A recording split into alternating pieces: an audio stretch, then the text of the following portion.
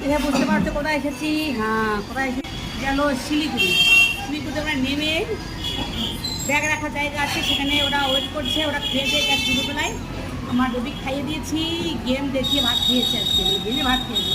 আর husband আমাকে নিয়ে এসে একটা হোটেলে লাঞ্চ মেনু আমার পরে দেখাচ্ছি। এই ব্যাগটার সঙ্গে হাজব্যান্ড বলে গেছে ব্যাগটা হাতে নিয়ে ভাত খাও, ব্যাগটা যদি ভুলে যাও আমি আমার ব্যাগটা নিতে আসতে পারবো না।